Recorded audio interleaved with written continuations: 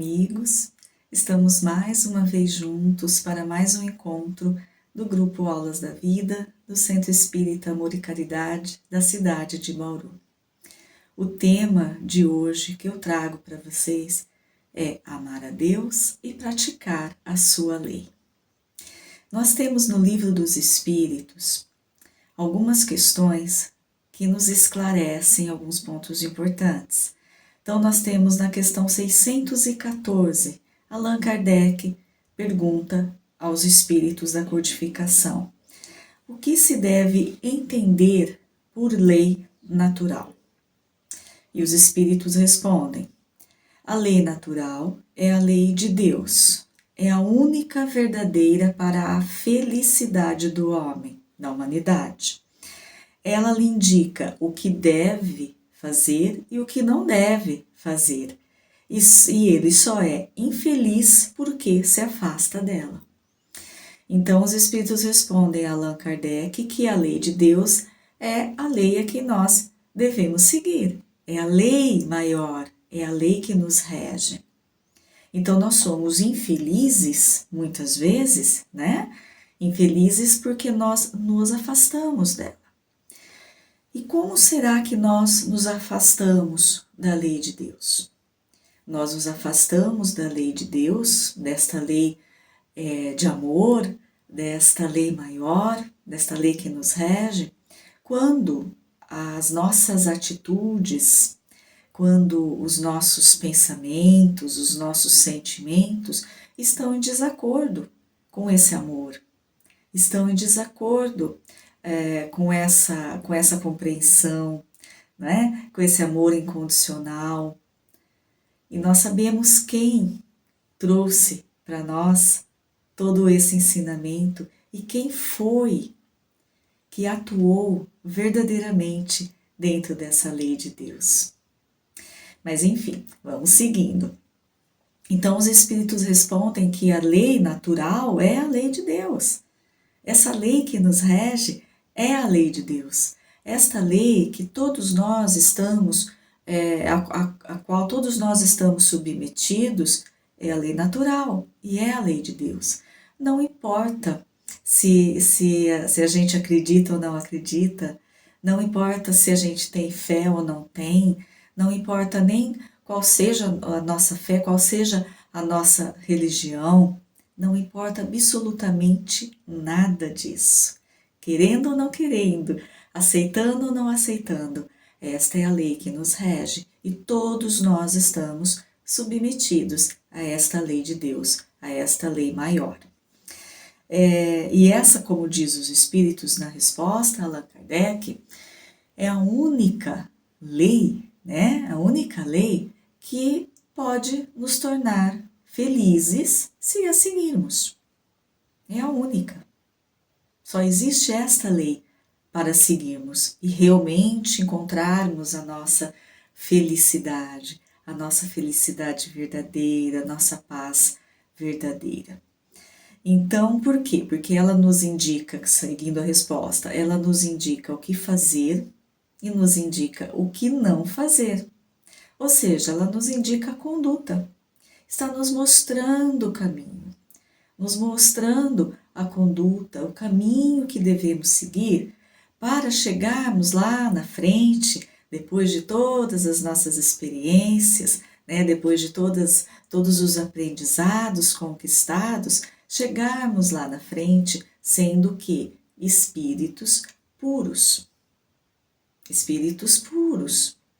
Esse é o objetivo da criação para nós, né? Esse é o propósito de Jesus, de Deus para nós. Nos evoluirmos a ponto de nos tornarmos espíritos puros, espíritos perfeitos, sem máculas, sem enganos, sem incompreensões. Bom, seguindo no livro dos Espíritos, então seguindo é uma sequência. Então tem essa foi a questão 614, depois nós temos a questão 615, em que Allan Kardec pergunta: a lei de Deus é eterna? Olha que pergunta interessante, né? Será que essa lei é eterna? E eles respondem, os espíritos: ela é eterna, sim, e imutável, quanto o próprio Deus. Então, olha que interessante.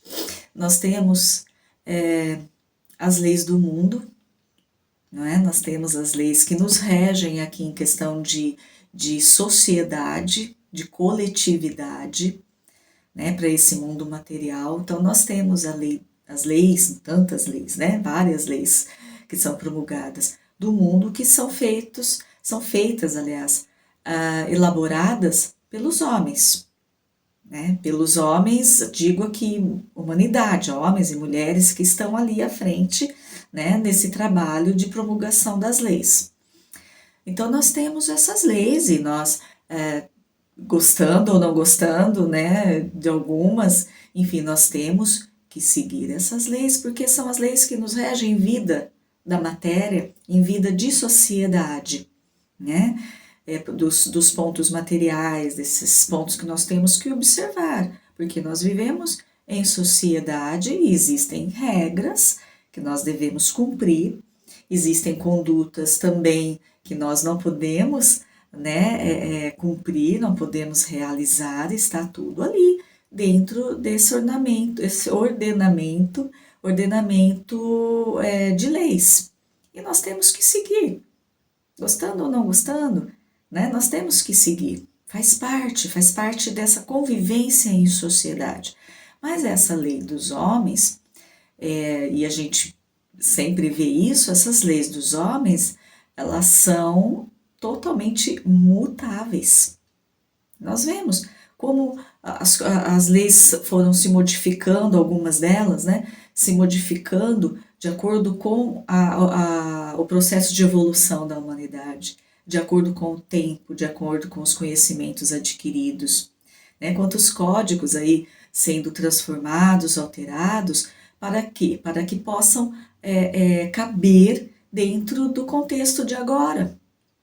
E isso vai ser sempre assim, conforme a humanidade for se transformando, né? As condutas, as circunstâncias, enfim.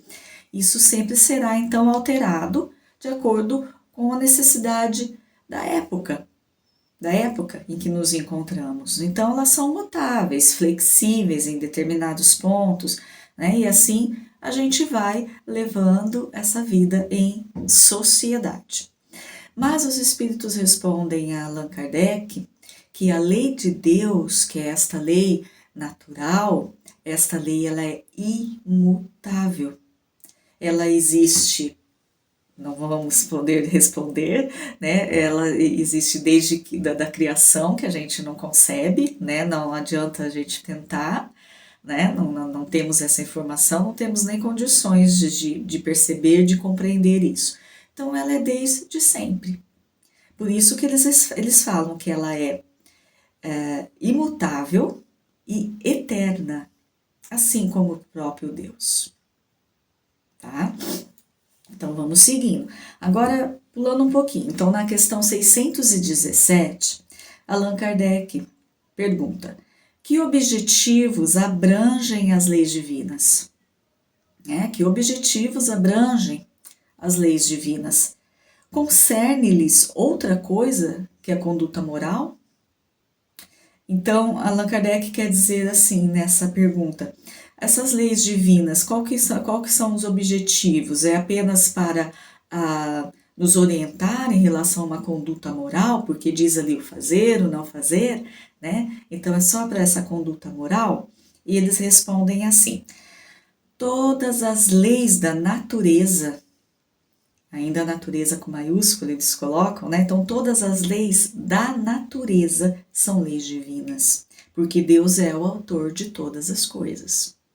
Ou seja, obviamente que nós temos a lei de Deus na conduta moral, obviamente, né? Nos conduzindo dentro dessa moralidade necessária para o nosso crescimento, a nossa evolução. Mas os espíritos respondem a Allan Kardec que todas as leis da natureza são leis divinas.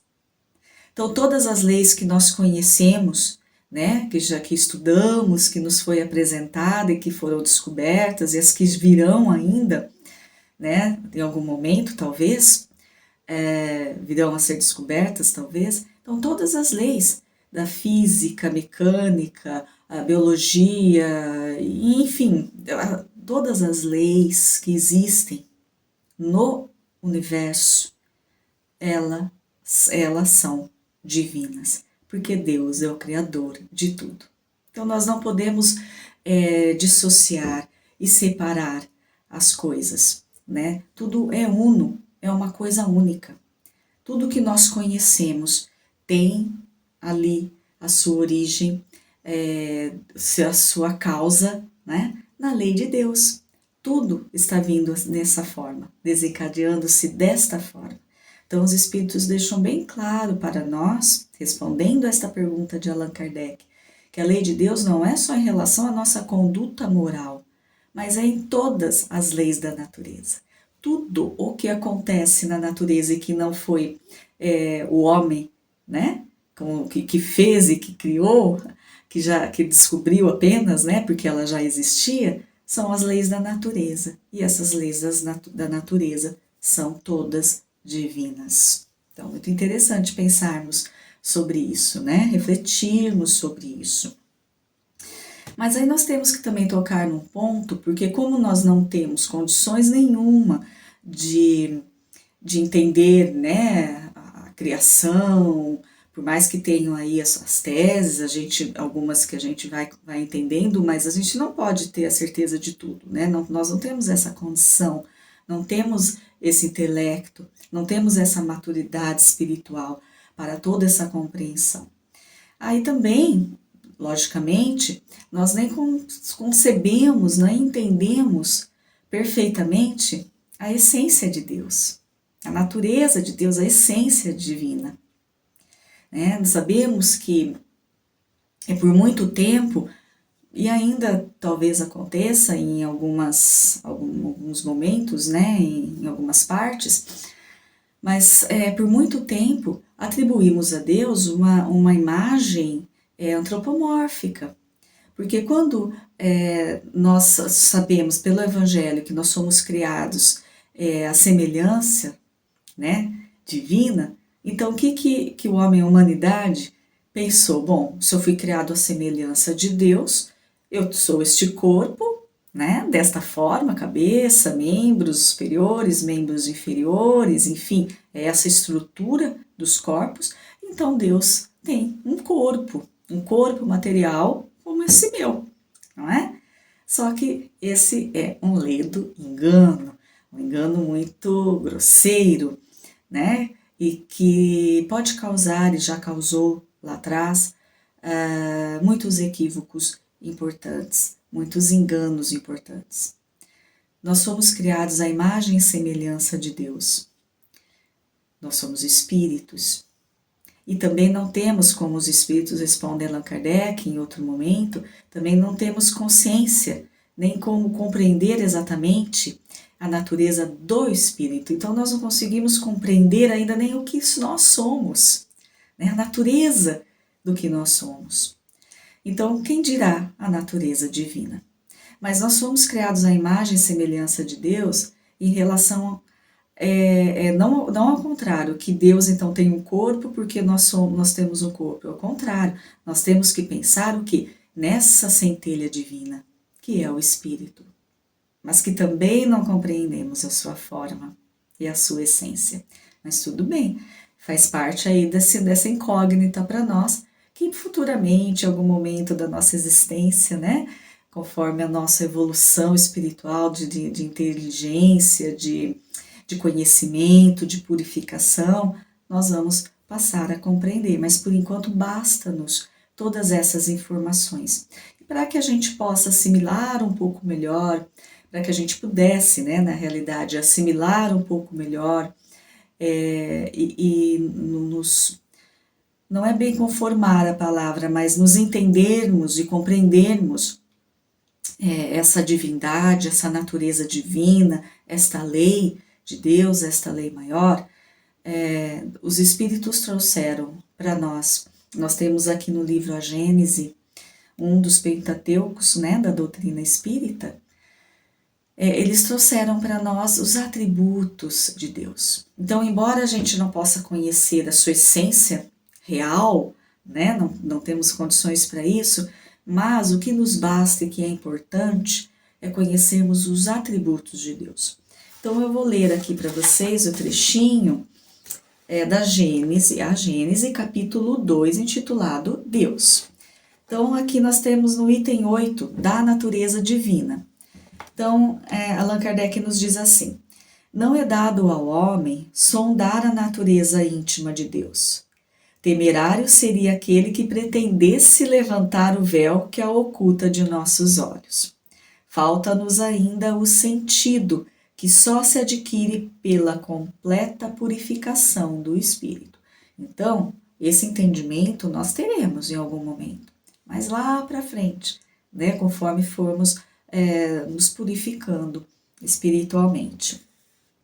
Porém, não podendo penetrar em sua essência, mas tendo como premissa, né, como certa a sua existência, podemos, pelo nosso raciocínio, chegar ao conhecimento de seus atributos necessários, porque, vendo que ele não pode absolutamente ser, deduzimos o que deve ser.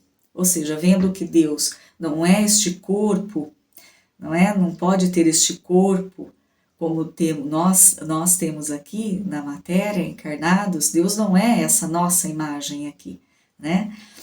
Então, tem que ter os seus atributos para que a gente possa compreender melhor. Sem o conhecimento dos atributos de Deus, seria impossível compreender a obra da criação. Esse é o ponto de partida de todas as crenças religiosas, e é por não terem se referido a eles, capaz de orientá-los, que a maior parte das religiões tem errado em seus dogmas. Então, nós temos que realmente nos ater aos atributos de Deus, porque apenas pelos atributos, não somente, né, pelos atributos de Deus, é que nós vamos compreender a obra da criação. Aí, então, foi trazido para nós os atributos de Deus. Então, Deus é suprema e soberana inteligência, um atributo. E a inteligência maior, é óbvio, é o Criador, né? A causa primária de todas as coisas. Então, suprema e soberana inteligência. Deus é eterno, um outro atributo. Deus é imutável, como já vimos, eterno e imutável, não é?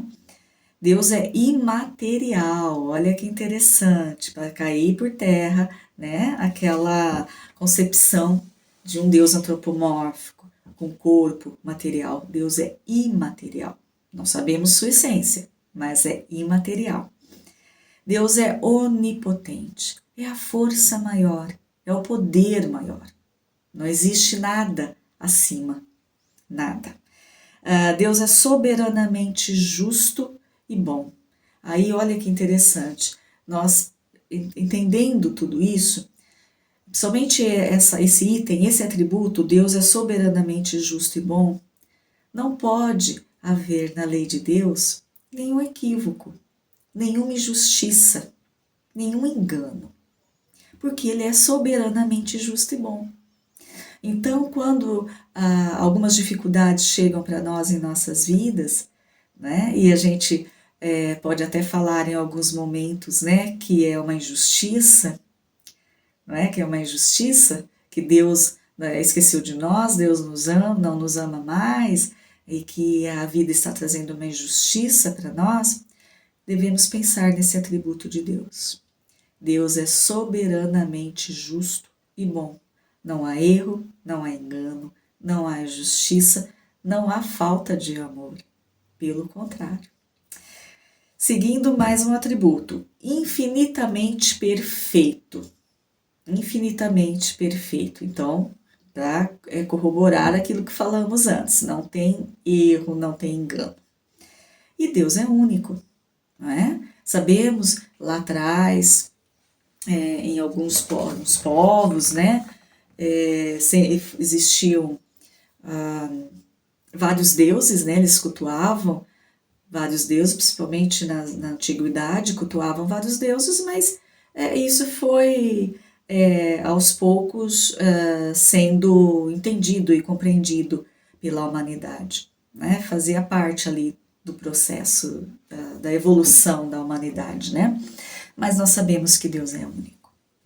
Não existe outro, não existe outros deuses, é apenas Deus, com todos esses seus atributos e com sua lei maior, sua lei de amor. Bom, então aqui nós começamos a entender, dentro da nossa possibilidade, né, os atributos de Deus, para compreendermos um pouquinho mais essa obra da criação, né? Sabemos que a lei de Deus ela é imutável, ela é eterna, que todas as leis da natureza que possamos conhecer ainda hoje são leis divinas, têm essa causa divina, né? Nada está solto, perdido no universo. Aí, conhecendo tudo isso, nós vamos na questão do nosso tema, né? Que é amar a Deus e praticar a sua lei. Então, amar a Deus porque Ele é nosso Pai, Ele é o nosso Criador, por conta de todos esses atributos, né, que nos remete ao cuidado, ao amor, ao carinho, né, à compaixão. Então, é o amor. Agora, e como praticar a lei de Deus?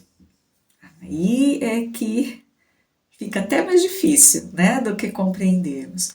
Como praticar a lei de Deus?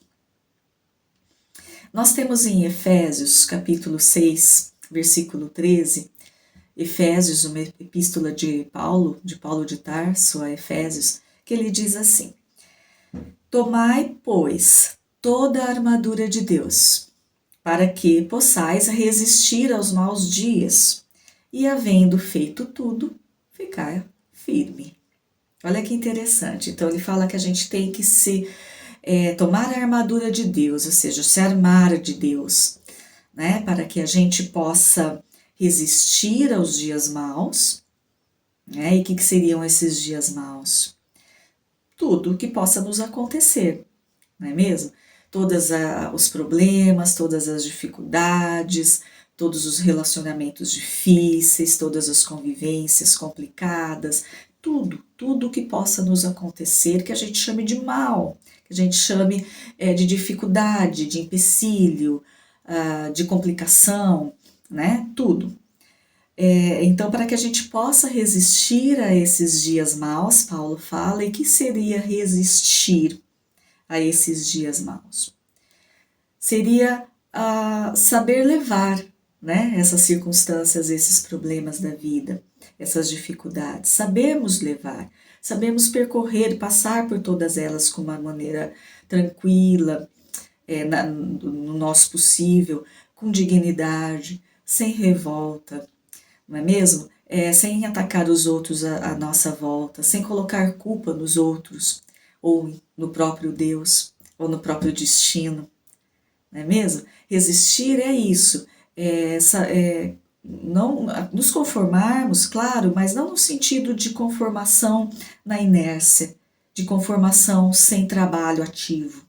A gente tem que se conformar, que é a aceitação daquele problema, a aceitação daquela dificuldade que está chegando para nós, né, naquele momento, mas é uma aceitação que nos faz o quê? Trabalhar ativamente o nosso espírito, nosso coração, nosso sentimento, a nossa força de vontade, para que tudo melhore, para que tudo seja diferente, né? E havendo então feito tudo, segue Paulo, né? Havendo feito tudo isso, e isso é feito, ele fala nos dias maus, mas não é em dia, isso é feito na nossa vida de espírito imortal. Então, feito tudo isso, ficai firme, ou seja, ficar bem, ficar ok, ficar de acordo, né, com a lei de Deus nessa caminhada nossa. Mas falarmos aqui, né, sobre esse acerto, essa caminhada correta, esse resistir a tudo, é fácil. Agora, como que nós vamos nos armar? Tomar essa armadura de Deus que Paulo diz. Como? Paulo diz essa armadura porque ele diz que ele combateu o bom combate, não é? Então ele chama essa luta íntima de combate. Por isso ele diz, devemos nos armar com a armadura de Deus, nos proteger com a armadura de Deus. E Paulo venceu esse bom combate, como ele mesmo diz, né, que é o combate mais difícil, que é o combate consigo mesmo. Então, é essa luta que nós temos com as nossas próprias dificuldades de entendimento, de sentimento, né, as nossas próprias dificuldades em sermos compreensivos, sermos amorosos, pacientes, indulgentes. Então, essa é a nossa luta maior, é o nosso combate que Paulo chamou de bom combate. Mas como então termos essa armadura, nos tomarmos dessa armadura de Deus? Quem será que pode nos oferecer essa armadura de Deus? Quando o Allan Kardec pergunta aos espíritos da codificação se existe um modelo a quem a gente possa seguir para todo esse ensinamento que eles estavam trazendo, essa transformação íntima, que modelo, quem nós podemos seguir? Vede Jesus. Responderam os espíritos, vede Jesus. Resposta sucinta, pequena, clara e certeira. Vede Jesus. Então, nós sabemos que Jesus é o nosso guia e nosso modelo. Ele mesmo, né, se auto-intitulou como o caminho, a verdade e a vida. Ninguém chega ao Pai senão por mim. Palavras do Cristo. E então, o Cristo o Cristo trouxe, né, ele trouxe para nós essa armadura divina, essa proteção dentro dessa lei de amor, porque ele trouxe essa verdade para nós e ele vivenciou essa verdade para nós. Então, nós temos palavras de Jesus dizendo que ele não trouxe para nós a paz, mas ele trouxe a espada. Olha aí, novamente, remetendo ao combate, mas o combate íntimo. Por que ele fala que ele não trouxe a paz? Não a paz do mundo, ele diz. A outra paz vos dou, a minha paz vos dou, né? Não a paz do mundo. Porque Jesus já entendia, né, como espírito puro e governador do nosso planeta, qual era o verdadeiro sentimento da paz. Não aquilo que a gente sente, mas o que é a verdadeira paz. Então ele diz para nós, ele disse, né, está nos evangelhos, que ele não trouxe a paz do mundo, ele trouxe a espada. E a espada para quê? Para que a gente possa lutar, esse bom combate com as nossas próprias deficiências morais. Então a espada que ele trouxe para nós foi a verdade. Foi a lei de Deus, foi esse ensinamento que ele trouxe, essa luz que ele trouxe para nós e essa vivência que ele demonstrou, que ele não apenas falou, nós sabemos, ele vivenciou, ele foi o próprio evangelho, né, vivo, vivenciando entre a humanidade naquela época. E está conosco até hoje e sempre estará, porque é o governador do nosso planeta.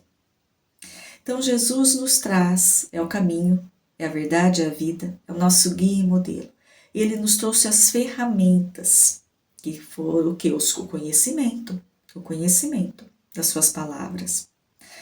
Mas, como toda luz muito forte, né, ofusca, ele não pôde trazer toda a verdade naquele momento da humanidade. Seria praticamente impossível alguém entendê-lo. Né? Sabemos que mesmo ele falando por parábolas, trabalhando dentro do cotidiano da vida, sendo aquele carpinteiro simples, né, humilde ali entre o povo, tentando falar aquela palavra com simplicidade, muitos não entenderam naquele momento.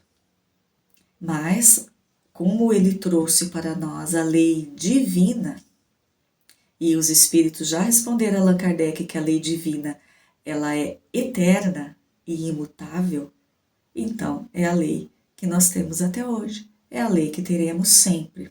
Então as palavras do Cristo lá atrás não sofreu nenhuma alteração.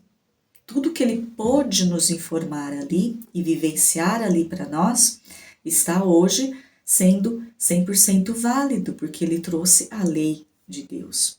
Mas é interessante que ele nos diz, que o próprio Jesus nos diz, e isso está em João, capítulo 14, que ele promete para nós, ele faz uma promessa de que ele vai enviar, pedir ao Pai, que envie o Consolador prometido. Então vamos ler, isso está em João, no Evangelho de João, capítulo 14. Então Jesus diz assim: se me amais, guardar os meus mandamentos, e eu rogarei ao Pai, e ele vos dará outro Consolador. Porque Jesus é o nosso consolo, mas ele nos dará um outro também, Consolador, para que fique eternamente convosco. O Espírito da Verdade, a quem o mundo não pôde receber, porque não o vê, nem o conhece.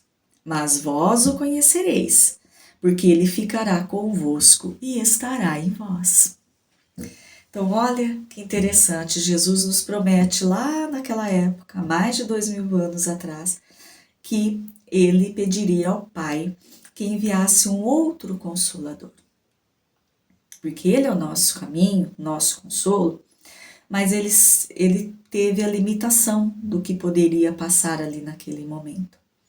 O que ele passou para a humanidade naquele momento é fundamental para nós, mas nós não tínhamos naquela época, né, da humanidade, condições até de compreender aquilo que ele estava falando, muitos não tinham, e também de que ele pudesse ir um pouco mais além, dentro dessa verdade da lei maior, da lei divina. Então esse Consolador prometido, que ele nos prometeu, né, esse outro Consolador, ele ficaria conosco. Por quê? Porque Jesus, embora esteja conosco, é o governador do nosso planeta, como carne, matéria, ele não está mais. Nós sabemos, ele não está mais. Mas esse Consolador ficará conosco.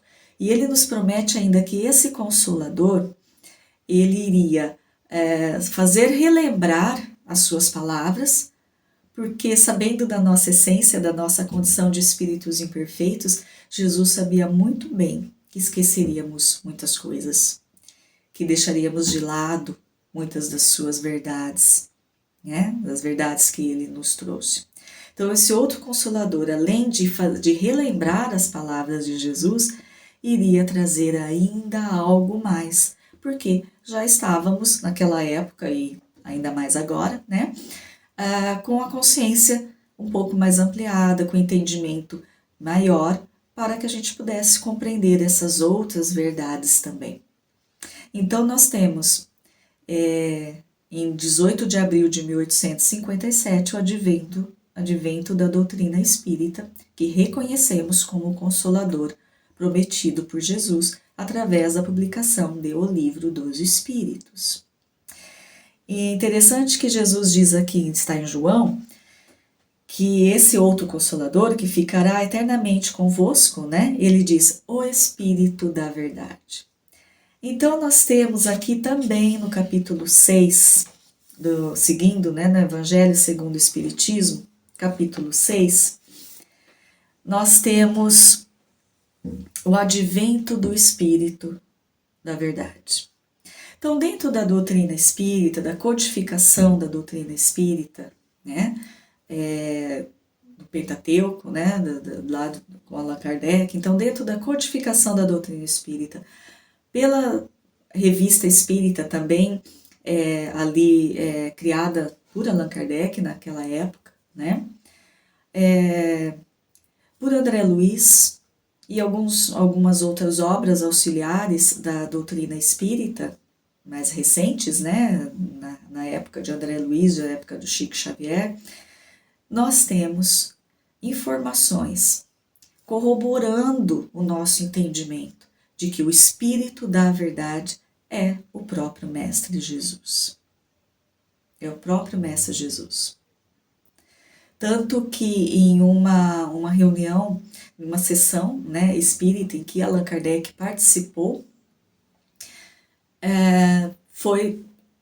teve a manifestação do Espírito da verdade. Não podemos confirmar, é óbvio, se foi o próprio Cristo ou se foi ali algum de seu preposto, né? Mas em nome dele, com certeza, em nome dele, dizendo, se apresentando a Allan Kardec como o Espírito da verdade. Esse era o nome que ele não teria outro, ele não daria outro nome. Então, era o Espírito da verdade, que estaria com Allan Kardec todo mês, uma vez ao mês, por 1/4 de hora, ou seja, 15 minutos ao mês, orientando aquele missionário para a codificação da doutrina espírita, para a codificação do Consolador prometido. Isso foi no advento, se não me engano, do Evangelho segundo o Espiritismo, esse livro que estamos aqui em mãos. Mas é muito interessante essa informação, né? Corroborando aí esse conhecimento do Espírito da Verdade. Então, dentro desse capítulo 6 do Evangelho segundo o Espiritismo, nós temos aqui o item 5, 6, 7, 8, o advento do Espírito da Verdade, 4 mensagens, né, recebidas lá em 1860, 1861, por Allan Kardec, né, pelos médiuns ali que trabalharam, né, nessa codificação. Essas 4 mensagens do Espírito da Verdade. 4 mensagens belíssimas, belíssimas, eu indico a leitura, profundas, belíssimas. E eu vou ler aqui dois trechinhos, capítulos, parágrafos, melhor dizendo, da primeira e lá depois na última. Por quê? É interessante, é importante para que a gente compreenda como nos colocar aí, como Paulo diz, nessa armadura divina. Então, começando assim: venho como outrora, entre os filhos desgarrados de Israel, trazer a verdade e dissipar as trevas. Escutai-me. O Espiritismo, como outrora a minha palavra, deve lembrar os incrédulos que acima deles reina a verdade imutável. O Deus bom, o Deus grande, que faz germinar as plantas e que levanta as ondas. Eu revelei a doutrina divina e, como um segador, liguei em feixes o bem esparso pela humanidade e disse: vinde a mim, todos vós que sofreis. Aí, o último parágrafo. Espírita, amai-vos, eis o primeiro ensinamento. Instruí-vos, eis o segundo. Aí, lá na última mensagem, belíssima também, temos aqui, no último parágrafo, a seguinte frase: o sentimento do dever cumprido vos dará a tranquilidade do espírito e a resignação. O coração bate melhor, a alma se acalma e o corpo já não sente desfalecimentos, porque o corpo sofre tanto mais quanto mais profundamente abalado estiver o espírito. Então, ou seja, Jesus trazendo para nós mais um consolo, né? Sempre um novo consolo para nós. E dizendo que nós, espíritas, devemos nos instruir. Conhecereis a verdade, e a verdade vos libertará, palavras do Cristo, quando esteve encarnado entre nós. Precisamos nos instruir, precisamos conhecer a verdade, precisamos nos ater ao estudo do Evangelho, da doutrina, da obra da codificação da doutrina espírita, porque aqui está a verdade que nos pode ser oferecida. Aqui está a luz que precisamos. Aqui está o que Jesus nos trouxe com maior explicação, para que facilite o nosso entendimento. Então é um pedido, um ensinamento de Jesus. Instruí-vos, instruí-vos. Aí quando ele diz que quando estivermos com o sentimento cumprido, nos remete à palavra de Paulo a Efésios, né? Na Epístola a Efésios. Quando estiver então tudo pronto, fique firme, né? É assim que Paulo fala aos Efésios. Então aqui Jesus nos diz, quando o sentimento estiver tivermos, desculpa, o sentimento de dever cumprido, isso nos trará a tranquilidade da alma. O coração bate mais calmo, né? A consciência está tranquila. Nos trará o que? Aceitação, resignação. Mas como que nós vamos ter o sentimento desse dever cumprido? Caminhando com o ensinamento de Jesus, que nos trouxe a lei de Deus, praticando a lei de Deus através daquilo que Jesus nos ensinou. Mas principalmente, nós precisamos conhecer a palavra de Jesus. Conhecer a palavra de Jesus é conhecer a lei de Deus. Conhecer os atributos de Deus, reconhecer, né? Conhecer a doutrina espírita, que nos traz toda essa moral do Cristo para o nosso melhor entendimento. Então, quando tivermos esse dever cumprido, e estaremos com o coração calmo, estaremos tranquilos, né, como Jesus aqui nos diz, e ele faz a ressalva de que o corpo já não sentirá tanto desfalecimentos. Ou seja, por mais que seja a nossa situação, nós a receberemos com o coração em paz. E isso vai afetar o espírito e o corpo físico, obviamente. Então, o corpo físico não sentirá tantos desfalecimentos. Por quê? Aí ele segue dizendo, porque o corpo sofre tanto mais, quanto mais profundamente abalado for o espírito. Ou seja, quem pensa, né? Quem decide, quem deseja, é o espírito. O corpo apenas recebe e externiza, né? Os desejos, a palavra, não é? Os sentimentos através dos atos, dos pensamentos. Mas quem é que gere tudo isso? É o espírito. Então, se o espírito estiver educado no sentido do intelecto, do conhecimento, se estiver se espiritualizando, não, já é o espírito, mas se estiver educado nesse conhecimento, nessa condição de caminhar dentro da lei de Deus, obviamente, mesmo recebendo ainda os problemas da vida, porque nós estamos caminhando nessa evolução, né, que ela é lenta, ela é gradativa e a gente tem ainda passos a caminhar, mesmo recebendo essas dificuldades e problemas, nós não vamos ficar tão abalados, tão perdidos, tão revoltados. Por quê? Porque nós temos agora a verdade em nós. Nós temos agora a nossa consciência ampliada para as palavras de Jesus. Nós estamos compreendendo melhor, nós estamos entendendo, aceitando, sendo resignados, sendo indulgentes, sendo compreensíveis. Então, é isso que vai fazer toda a diferença na nossa caminhada. E essa é a armadura que nós temos que ter de Deus. É o conhecimento que Jesus nos trouxe. É com esse conhecimento que nós vamos nos armar, com esse amor, com essa força que vem da fé, que vem do entendimento, para que a gente possa passar por tudo que a vida vai nos trazer, né? Ou já está nos trazendo, de uma forma tranquila, sem revolta, sem nos sentirmos injustiçados, sem colocarmos a culpa em qualquer circunstância ou em qualquer pessoa à nossa volta. Apenas refletindo naquilo que devemos fazer diferente, para que o nosso futuro, o amanhã, que não precisa ser tão longe, o futuro nosso é o amanhã, que o amanhã seja diferente para nós.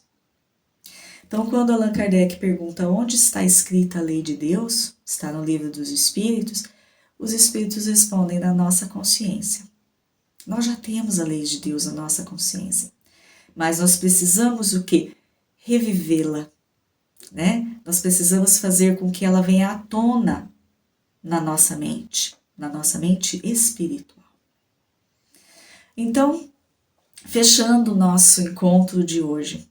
Nós entendemos essa lei de Deus, né, dentro da nossa condição, entendemos os atributos de Deus, entendemos que todas as leis da natureza que conhecemos são leis divinas, e que todos nós estamos submetidos a essa lei divina, não é mesmo? E compreendemos um pouco, entendemos um pouco como praticar esta lei. Como praticar a lei de Deus? É caminhando junto com Jesus, buscando, aprendendo, né? Transformando o nosso sentimento, externando atitudes mais amorosas, palavras mais amorosas, usando melhor o nosso livre-arbítrio. Mas para que isso possa acontecer, nós temos que conhecer a verdade, né, desta lei e conhecer a nossa verdade, conhecer o nosso íntimo, né, nos decifrar, entender como reagimos diante das coisas. Só assim, entendendo como reagimos, reconhecendo as nossas reações, nós vamos conseguir modificá-las. Mas através do quê? Desse conhecimento das palavras de Jesus, desse conhecimento desse Consolador prometido que é a doutrina espírita, conhecimento da lei maior, da lei divina, da lei do nosso Pai. E a gente consegue, porque é o nosso propósito, propósito de Deus para nós. E a gente vai conseguir, com certeza. Mas a gente tem que ter a boa vontade, né? De começar e de seguir adiante. Eu agradeço muito a atenção de vocês, fiquem todos na paz de Jesus e até o nosso próximo encontro.